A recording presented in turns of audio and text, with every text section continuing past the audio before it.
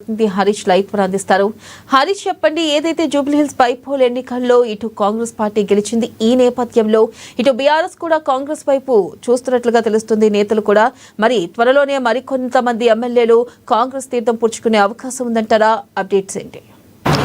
Right వెన్నెల, ఇక తెలంగాణ పాలిటిక్స్లో మరి కొన్ని ప్రకంపనలు చోటు చేసుకోబోతా ఉన్నాయి. ప్రధానంగా జూబ్లీహిల్స్ బైపోల్ ఉప ఎన్నిక తర్వాత కాంగ్రెస్ పార్టీ గెలుపు తర్వాత కూడా సమీకరణలు మారుతున్న పరిస్థితి అయితే కనిపిస్తూ ఉన్నది. ప్రధానంగా ఏదైతే గ్రేటర్ హైదరాబాద్తో పాటుగా ఇక జిల్లాలోని పలువురు బీఆర్ఎస్ ఎమ్మెల్యేలకు సంబంధించి కూడా కాంగ్రెస్ పార్టీ నేతలతో టచ్లో ఉంటున్నారు. గతంలో 10 మంది ఎమ్మెల్యేలకు సంబంధించి కూడా బీఆర్ఎస్ పార్టీ నుంచి కాంగ్రెస్ పార్టీలోకి రావడం జరిగింది. ఆ మధ్య మెదక్ జిల్లాకి సంబంధించి కూడా 4 ఎమ్మెల్యేలు సీఎం రేవంత్ రెడ్డికి టచ్లో వచ్చారు. ఇక పార్టీకి వస్తామని కూడా అప్పుడు చెప్పిన పరిస్థితి కావచ్చు. దాంట్లో ఒక ఎమ్మెల్యేకి సంబంధించి కూడా కాంగ్రెస్ పార్టీలో చేరారు. ఇక మిగతా 3కి సంబంధించి కూడా కాంగ్రెస్ పార్టీ వైపు రాలేదు. ఇప్పుడు గ్రేటర్ హైదరాబాద్ ఏదైతే జూబ్లీహిల్స్ బైపోల్ తర్వాత బీఆర్ఎస్ పార్టీ ఎమ్మెల్యేలంతా కూడా కాంగ్రెస్ పార్టీలోకి వచ్చేందుకు సిద్ధమవుతున్న పరిస్థితి అయితే కనిపిస్తూ ఉంది. ప్రధానంగా ఇందుకు సంబంధించి కూడా ఆ నేతలకు సంబంధించి కూడా రహస్య భేటీలు కూడా చేసుకుంటున్న పరిస్థితి అయితే కనిపిస్తూ ఉంది. ప్రధానంగా గత బీఆర్ఎస్ కాంగ్రెస్ పార్టీ అధికారంలోకి వచ్చిన తర్వాత ఇక 10 మంది ఎమ్మెల్యేలు ఎప్పుడైతే కాంగ్రెస్ పార్టీలోకి వచ్చారో